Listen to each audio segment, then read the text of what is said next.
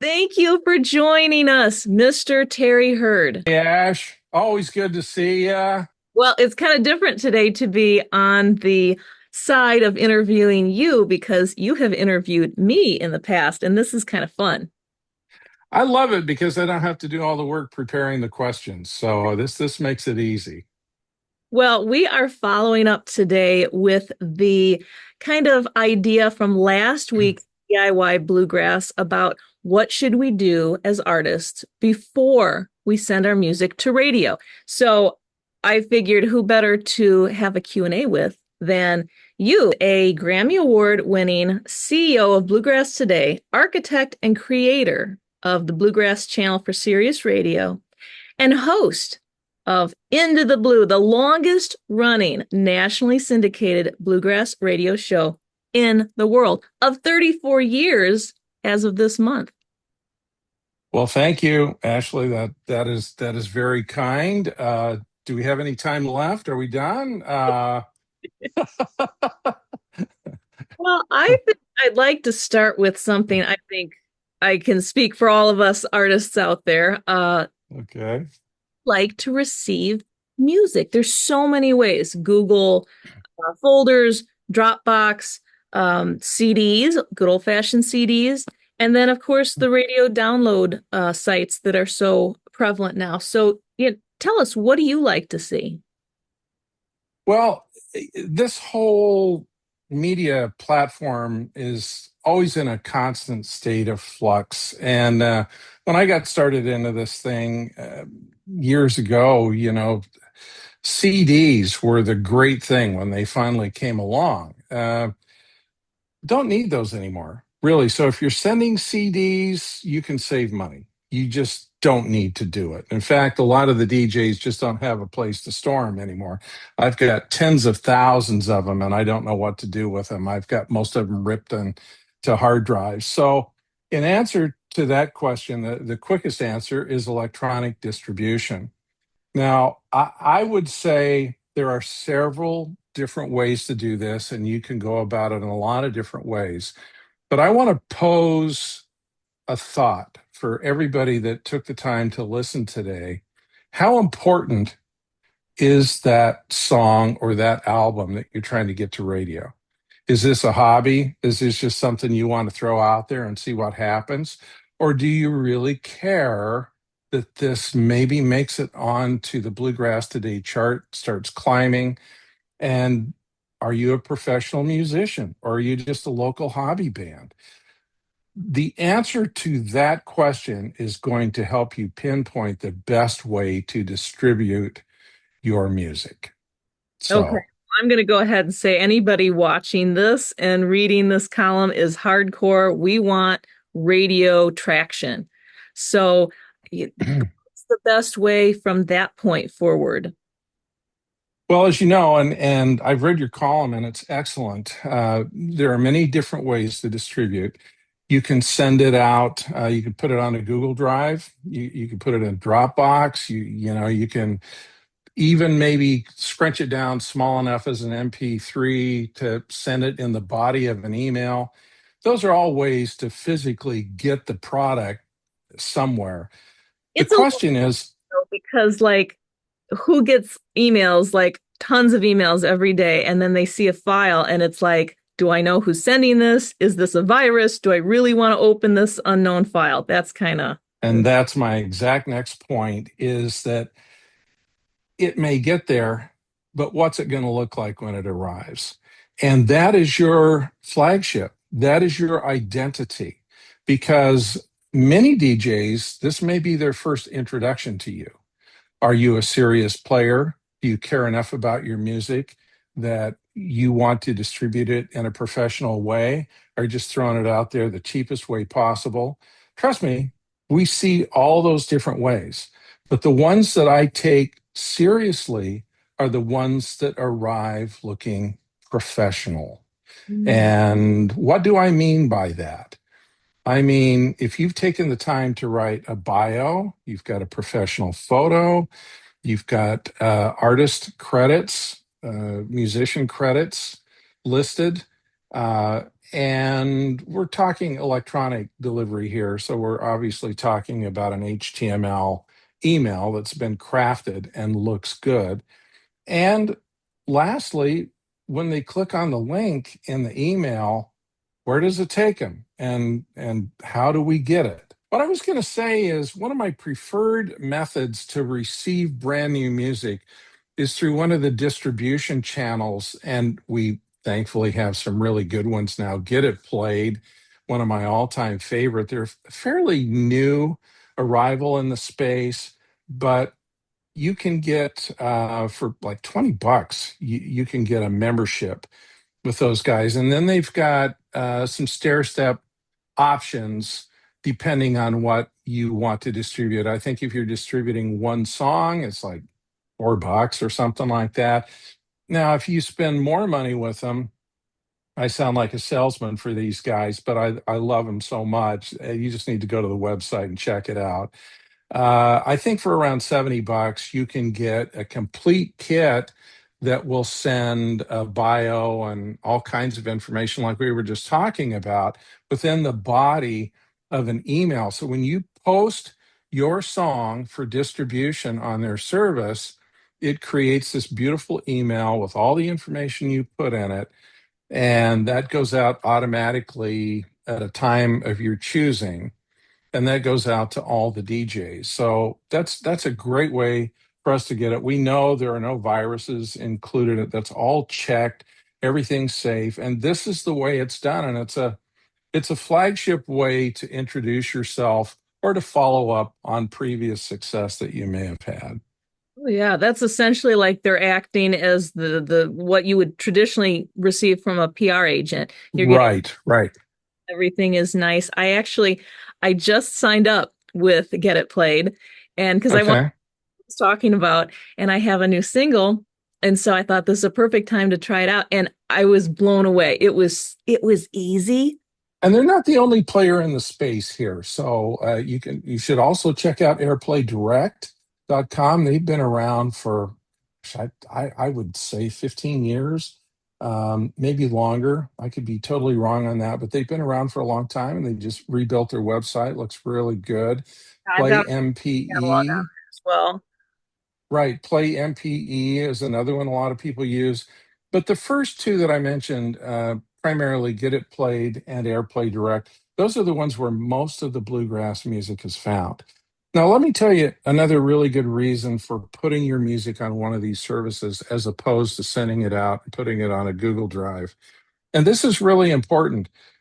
DJs these days don't carry bags of CDs around with them, as I mentioned. They have those songs on their laptops generally. Many of them take their laptops into the studio to do their shows live, or they pre record them. And if they're trying to find a new song, maybe they just heard about a new song that's out there, they don't have to dig through their email. Maybe you sent it to them 2 or 3 weeks ago and they forgot to download it and put it in their automation system. Uh, they can go to one of these services like Get It Played. They can do a quick search, generally find it, download it. It's always there. It's online, it's easily accessible. That's the thing. So Make it easy. that, If you make it hard, they might just skip. yeah, that matters. And the other thing on air, I usually have all of this stuff preloaded when I sit down to do my show, but I may not know who the musicians are. Man, that was a blazing banjo riff. Who did that? Well, I can pull that up real fast. I don't have to hunt through a million emails or, get bad information. I can go right there. I can see the artist's bio, the profile, the credits, as long as you put them in there, and that's important. It's up to you to do that. Then I can identify that artist and give them credit on air for a great job. So Right. there are a lot of reasons to use that, but probably first and foremost, you look professional. And if you're going to be a pro in this business, that's really kind of the first way to start. Definitely. A lot of people say, well, how does that work with the artist packages? Now we're talking about something that Bluegrass Today actually offers.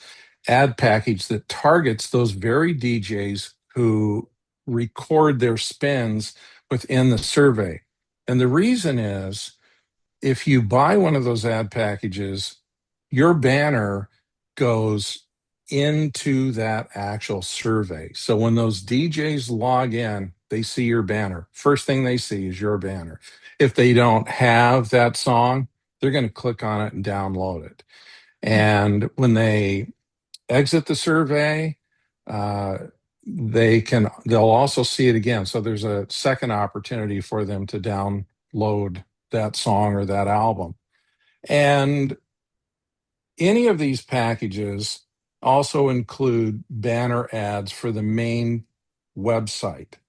Okay, for everybody else. And what do we have? 1.7 million visitors a year Mhm. that come to Bluegrass today. So, diving into something, do you like to hear, whether they're on a label or independent, do you like to hear from the artist personally? I love hearing from artists. And the thing of it is, I'm so overwhelmed by the amount of communication that's coming in. Sometimes I get covered up and I don't get back. And the thing that worries me most is offending someone or making them think I don't care because I missed an email or it got trapped in spam or something like that. So yeah, uh, if you want to reach out and try to contact me, but please understand that if I don't get back to you, it's not that I don't love you. Okay, it's something else derailed me along the way. But I make it a point to download and listen to all of these tracks that come in that look professional. I don't always listen to tracks that come in looking pretty frazzled. And what I mean by that, I've received over the years a number of CDRs, and the name of the song was written with a Sharpie on it.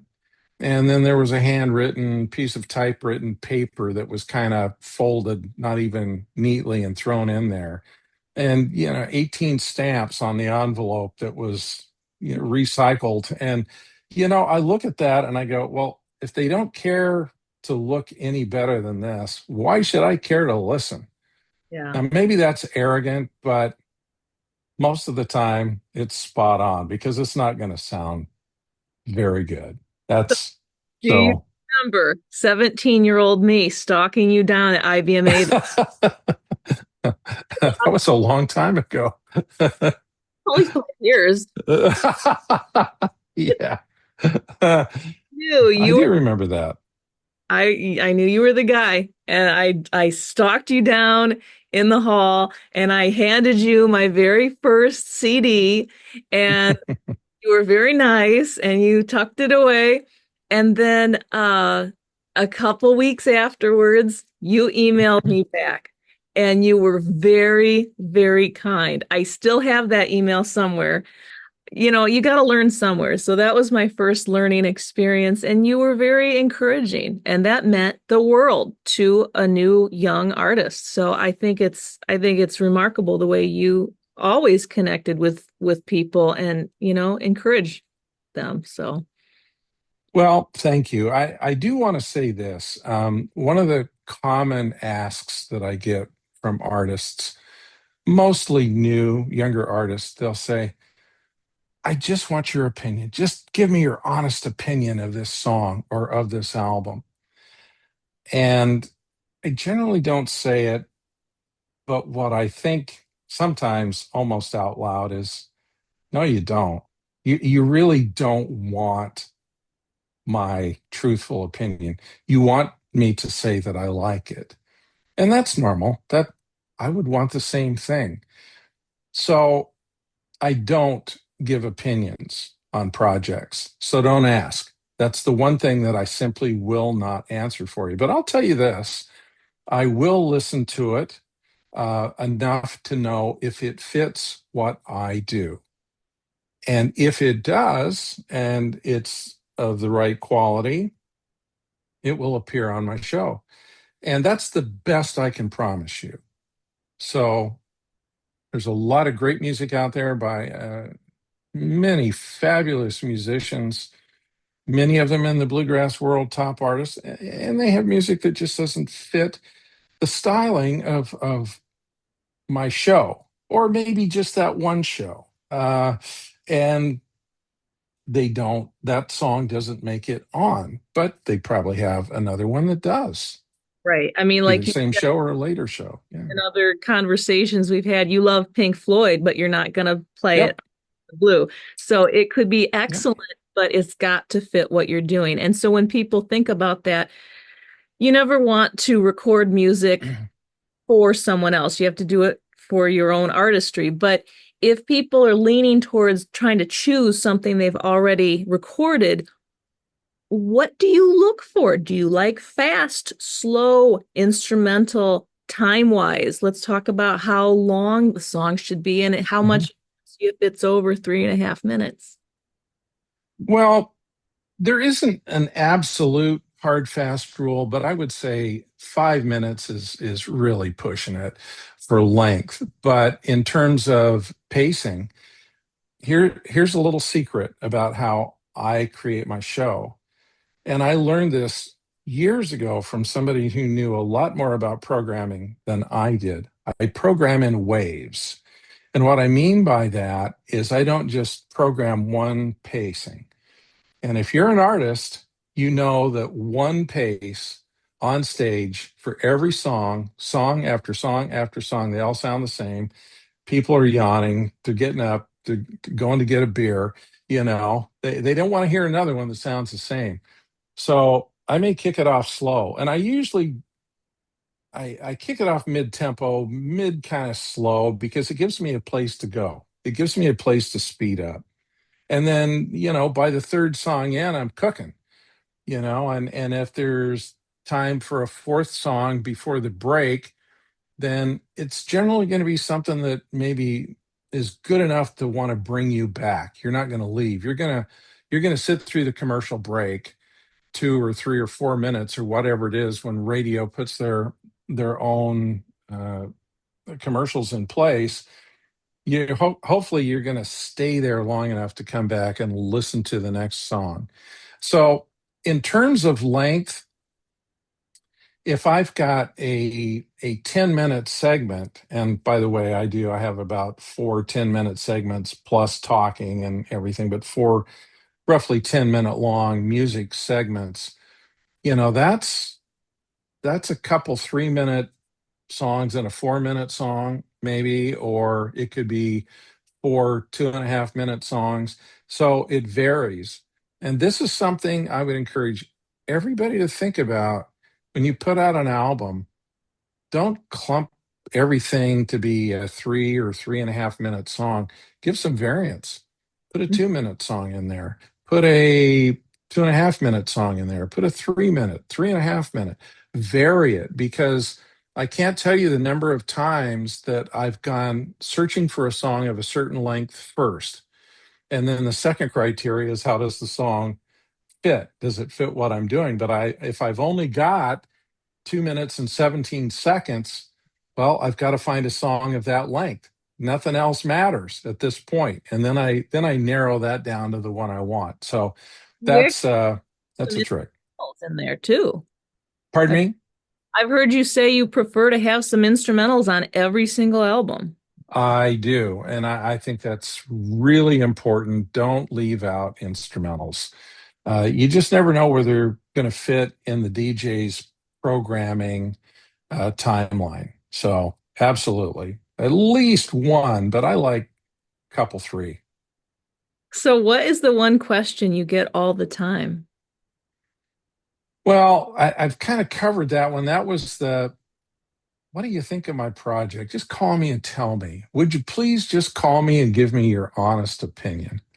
And and that's the single most common thing I get. And I already explained the answer to that. I will tell you that there was an artist one time that asked me that, and this is when I changed my policy. This artist Yeah. asked me to just give an honest answer.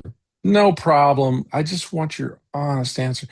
Well, I gave the artist my honest answer, and I thought the artist was, and I was tactful.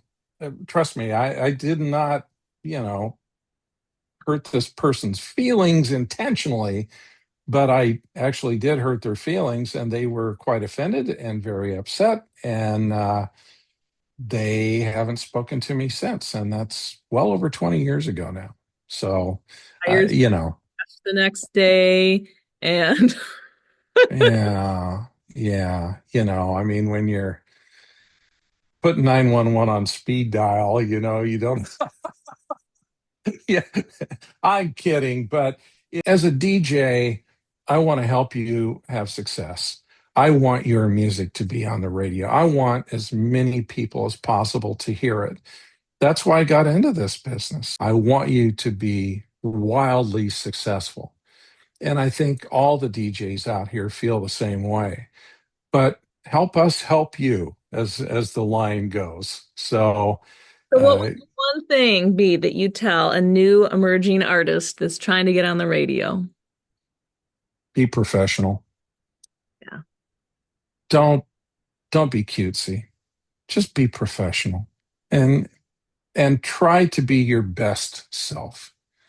It's you don't have to be completely crazy and try to get attention and all of this stuff. If you're the real deal, guess what? I'm going to know it. And the other DJs are too. They've listened to tens of hundreds of thousands of songs. Many of them are in bands themselves. They know what good music sounds like. So concentrate on that. And the other thing I would say, if you're not sure, listen listen to a bluegrass radio show, whoever it is. If you've got one on local radio, maybe mine, maybe Sirius XM, listen to the tracks that are placed together. If it's a good show, if it's coming together well, there's a pacing and there's a quality. And does your song fit that? Does it measure up? Because you are up against the best of the best in the business. You know the names I'm talking about. That's important. And That's we'll see it. We'll know it. great. Terry, thank you so much for coming and having Happy to? chat with me. This was incredibly useful. I'm so glad it got to follow up with last time's DIY bluegrass. Would you be willing to come in for another type Sure. in the future if we've got something like this? Absolutely. Anytime I can help you out and help the artists out that really want to better themselves.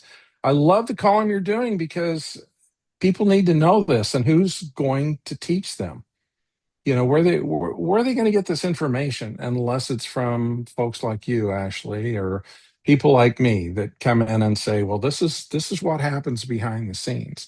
Be professional, be yourself, make great music because we need it. There's never enough great music.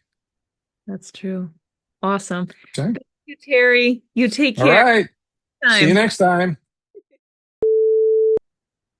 recording. Son of a. Turn the Wi-Fi completely off. All right, how do we do? That was awesome.